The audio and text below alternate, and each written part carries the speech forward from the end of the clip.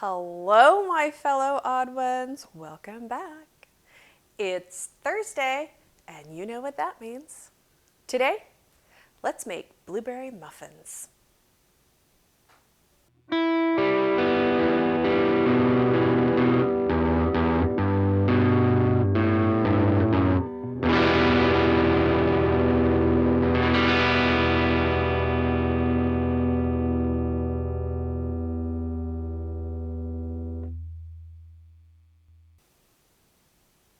So, I hope you've all been well. I decided to post every other Thursday for the time being. I have some other obligations that are happening right now. I did mention it in the description box in my last video because I made the decision to shoot every other week after we had completed the video. But anyway, if you're new here, I'm Rhonda. This is where I bake things, and I talk about weird random stuff that I find funny, interesting, ironic, or otherwise entertaining. If that sounds like something you might enjoy, then please subscribe. In my last episode, I did talk about Skull and Bones, the secret society at Yale University that they say has ties to the Illuminati, except that they don't. Today, let's talk about some weird news, because everybody loves weird news. Warning. The following video contains references to criminal activity, drugs, Florida, adult content, situation and language, sex, and sarcasm. Content may not be suitable for all audiences, and viewer discretion is advised. So, let's get into this episode's weirdness. In Williston, North Dakota, during a traffic stop, a man was busted for possession of methamphetamine and drug paraphernalia. Turns out that this man was on probation for a 2019 arrest for possession of methamphetamine. At the time of this arrest, he was wearing a t-shirt that said, "Don't do drugs." Maybe he should have listened to his own advice.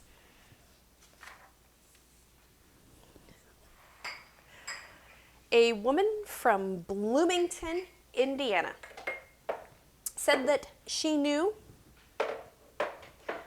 that the Mount Rushmore monument was closed in South Dakota and that she wasn't allowed to hike it. So that's why she decided she would do it at night.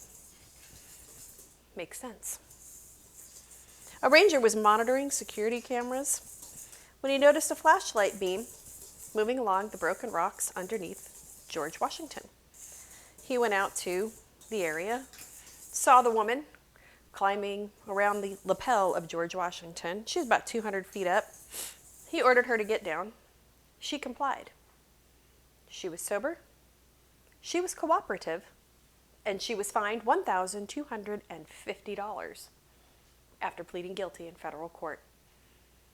Because without the government, who would keep us from hiking monuments?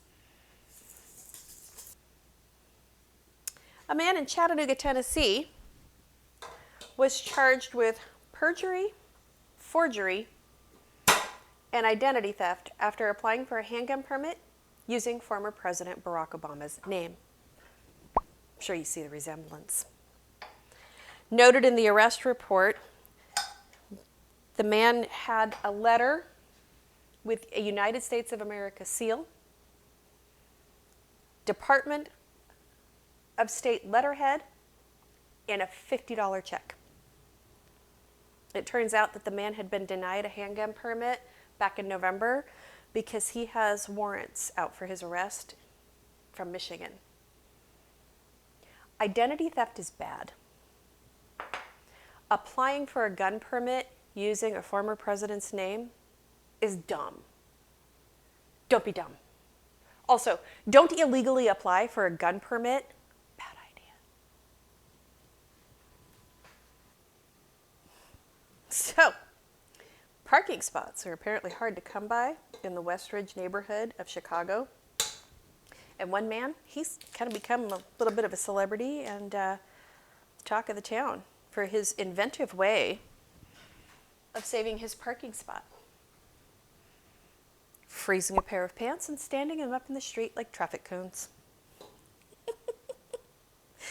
He said in a Twitter post, quote, "Soak a pair, put outside. In about 20 minutes, you can form them to a shape. And in another 20, they're solid." His next plan is to perfect a frozen shirt to add to the pants. Imagine driving through that neighborhood at night.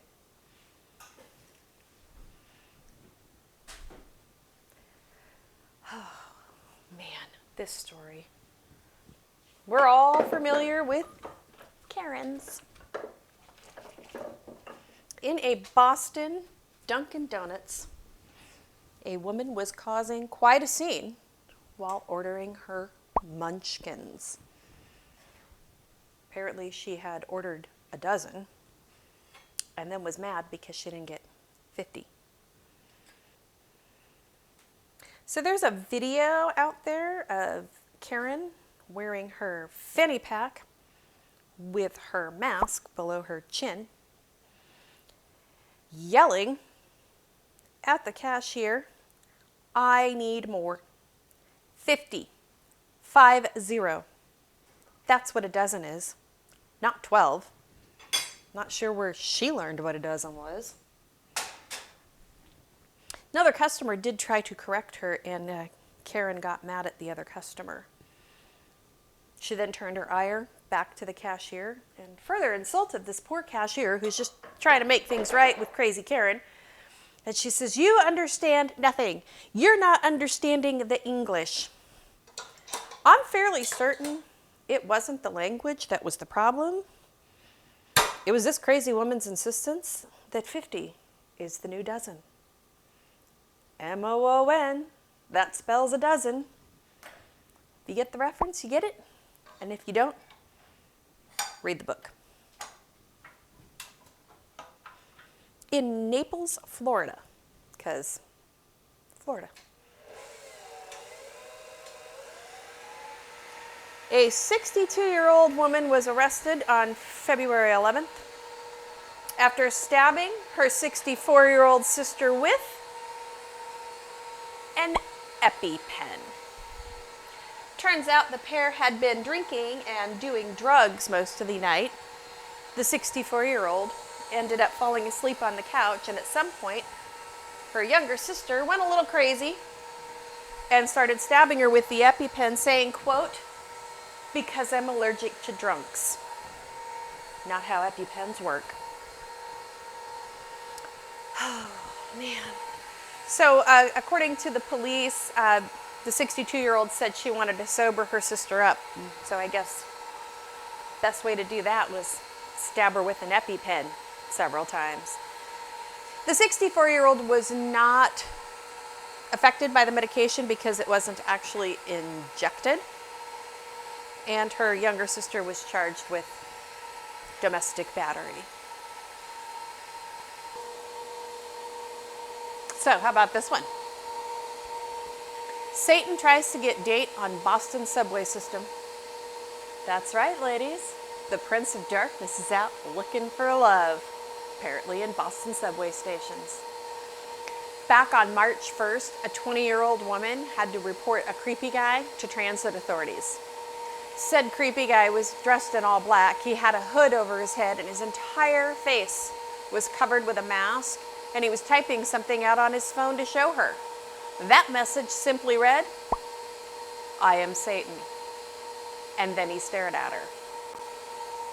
She managed to get away, find transit authorities, and point Satan out to them. Upon questioning, the man said that he was just hoping to get her phone number. And apparently in his mind, the best way to do that was to be extra creepy, wear all black, and claim to be Satan. Instead of her number, he got escorted from the subway station. Authorities did make sure that the woman arrived safely to where she was going as well, so as not to be accosted by Satan. Dudes, don't be creepy. Staying with creepy. Have you ever pictured yourself serving hatchet cookies? No?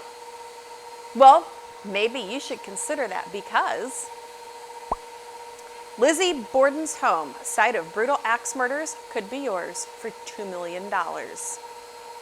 You heard that correctly. If you're not afraid to own a gory piece of history and you just happen to have a cool $2 million just laying around, the home of Lizzie Borden could be yours. The home is listed for sale as a bed and breakfast. I wonder if it's haunted by Lizzie's parents. On August 4th, 1892, in Fall River, Massachusetts, Andrew and Abby Borden were stabbed with fatal blows to head and body via hatchet. Andrew with 11 and Abby with 19. It was thought that Lizzie was responsible for the murders as she had quarreled with her father and stepmother. The home is currently being operated as the Lizzie Borden Bed and Breakfast Museum. It contains period-specific furniture and memorabilia recalling the bloody events of that day. The current owner is getting ready to retire, and he's willing to part with the gory home for a price. I can English. There is a unique and unusual feature to the home in that it has no hallways save for the second floor landing. This is a feature that made investigators believe that it was Lizzie who was responsible for the death of her parents, as a random killer would have had few places to hide in the hour and a half between the killings, with Abby being the first to die. The current setup of the home is 4 bedrooms and 2 suites. Those 2 suites were the larger rooms that were shared by the family members, with Abby and Andrew in one, and Lizzie and her older sister Emma in the other. Picture it. Your own macabre piece of history. You could have people over. Invite them to your bed and breakfast. You could all play detective and maybe try to solve the 1892 murder. I mean, it's not like anybody else did they? Or, you could have those dinner theaters like people do, and you can invite people over and create a crime, and then you could all try to solve it. I don't know. Good times could be had by all for the low, low price of $2 million.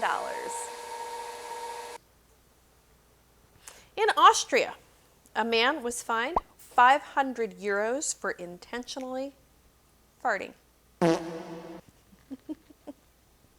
It happened in Vienna. It's reported that the fine was a result of an incident in June of last year. The police claimed that the man was fined for, quote, offending public decency. They are defending their decision, stating that, of course, sometimes people accidentally will let one go, but this was different.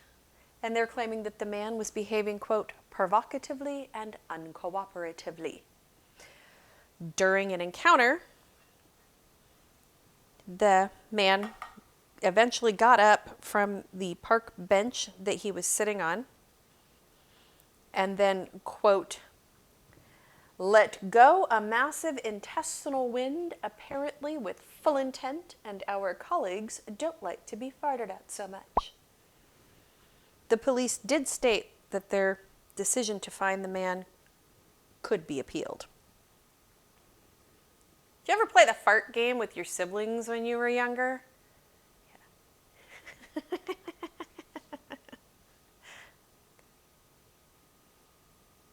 So in Bergheim, Germany, Rhonda,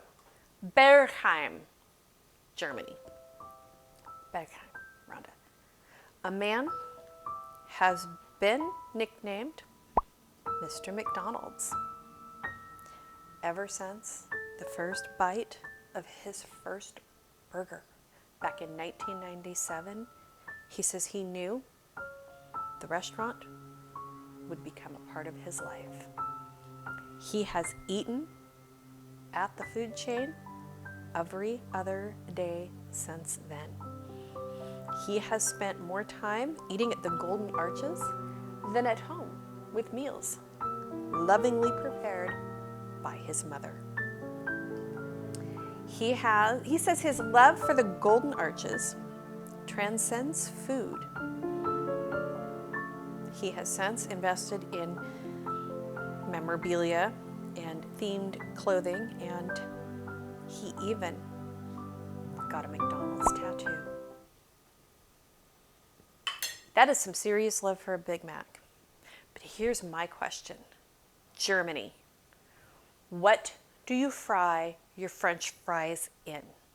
Because I know here in the States, back in the 80s, when they were highly addictive because they fried them in lard, they were so good, and it's just not the same anymore. So seriously, I gotta know. What are you frying them in?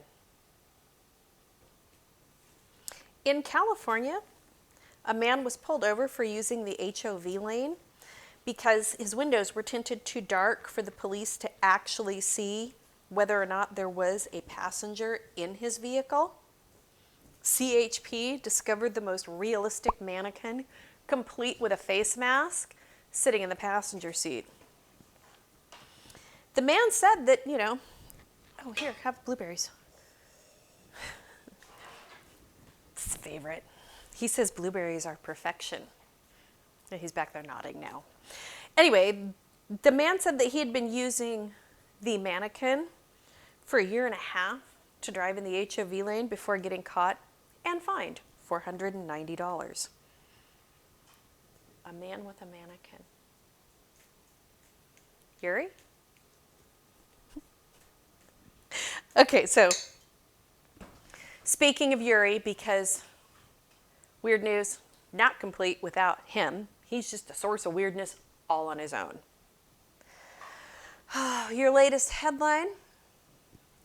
Bodybuilder with sex doll wife wants to start seeing other robots and a big chicken. Yuri. So since Margot broke, Yuri says that he now wants several other wives, saying, quote, I don't want Margot to break down again, and that means I have to unload her. I decided I could have several wives. This tradition exists in some Eastern cultures. I am currently considering 2 options. I got acquainted online with another sex doll. I even decided to fly to her, meet her. She lives in Moscow, but they didn't let me out of the airport because of the quarantine. Met her online at what? Sex Dolls Are Us? Is there such a website? Anyway. And it's not just extra wives that he wants. He's been exploring other ventures as well. He wants to sexually experiment with a big chicken, not a live one. He's quoted as saying it will be such a sex toy. Apparently it's supposed to have male and female sex parts, and he can't wait. This all stems from the weird video that he posted on Instagram, pleasuring himself with a raw chicken, and apparently it gave him such a thrill that now he wants a toy. Freak. Oh, he says he's going to name this toy Lola and shoot X-rated content with it. Probably for his OnlyFans page. People are going to pay to see that? Margot's still being repaired, and he says that she will remain his older wife, and he will still respect her. Sure. I am now becoming even more completely convinced that this is like performance art or a publicity stunt or just like this awesome need for attention. Because since, his freaky self married his sex doll, well, attention started to falter, and so I guess he's decided, I got to be more random and weird. Well, more weird, more freakishly weird. That way people will continue to talk about me. And here we are. So I'm not ending with Yuri this week, because this next story just brought me joy. I think I need something different to pour this into the cups with.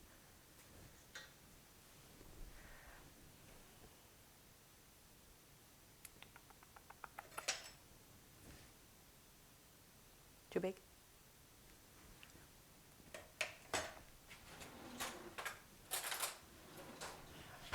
I've never made these before, in case you couldn't tell.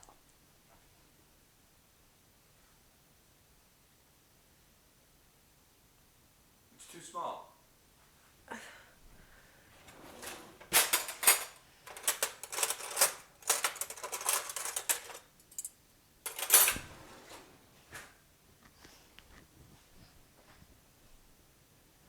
For those of you that don't know, I don't normally bake.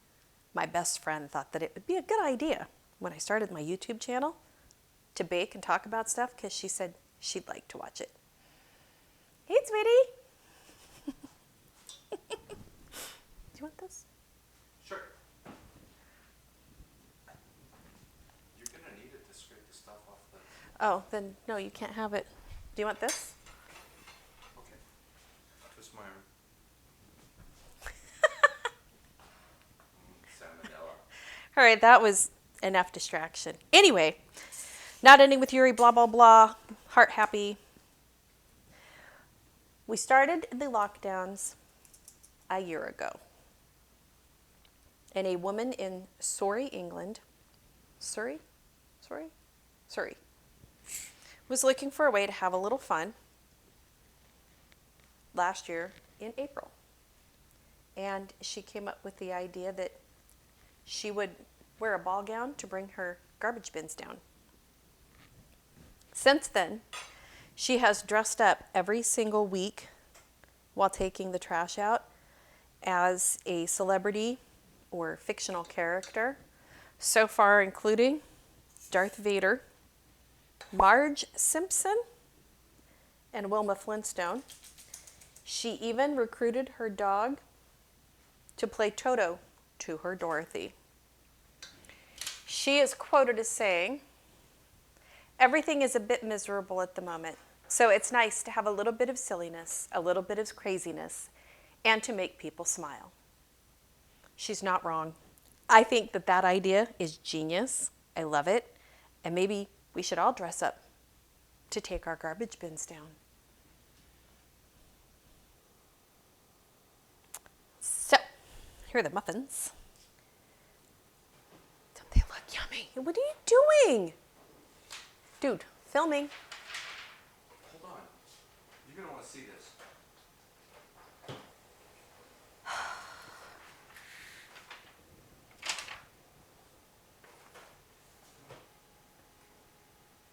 You're kidding. Okay, so it's another new Yuri update. Bodybuilder who split from sex doll wife says divorce really hurts after time and effort. They're divorcing? I thought she was supposed to remain his older wife. That's what he said. I just talked about it. Oh my gosh. Oh. Oh, and he received his new chicken sex toy. He calls it Lola. It has a human head and a chicken body. What the freak show? Oh, okay, so he's not ready to talk about the specific and compelling reasons for his divorce and saying, "It's hard for me morally. I put a lot of time and effort into our relationship. I got used to her. 2.5 years of my life are connected with her, and it's hard for me to realize now that she's not there. It really hurts." That's hard for him? It hurts? Seriously? She broke, and he went off and started having sex with weird random objects and a raw chicken and then joined OnlyFans. But yeah, okay. He got a new chicken toy who says hasn't decided what gender it is. What? I can't even. Oh, now he wants to create a community with a range of different lovers. It has another sex doll on the way after shopping around for one. Well, at least this time he admitted to shopping for one and not rescuing it from a nightclub. Okay, and he's saying, "I'll just have different husbands and wives and don't need any weddings. We will have a wonderful family. I will feel good with each of them separately, and I will also feel good to be with them at once. I will also enjoy watching them as they lay in bed together and sit at the same table. This is such a thrill." Seriously, dude, you're just a freak show all on your own. And we've now reached a level of weird with Yuri that I don't even want to talk about anymore. I'm seriously done. Done. We're not talking about Yuri anymore. None. No. Muffins. Look at my muffins. Aren't they pretty? They're so much prettier. The freaking freak show. Gosh. Unbelievable. My husband says that I'm going to make him fat because I made blueberry muffins, but they're not that big. They're just little ones. Look at they're little. Aren't they cute? Pretty proud of myself. Anyway, got any weird news stories or conspiracy theories or other random weird stuff that you'd like me to talk about in the future? No, Yuri. Seriously done with Yuri. That just brings me to a level I don't want to be at on this forum. You want to know what's going on with Yuri? You obviously have an internet connection. Google it. Got a recipe that you'd like to see me make in the future? Leave them all in the comment box below. Until next time, be kind to each other. Be compassionate. I'll see you soon. Bye.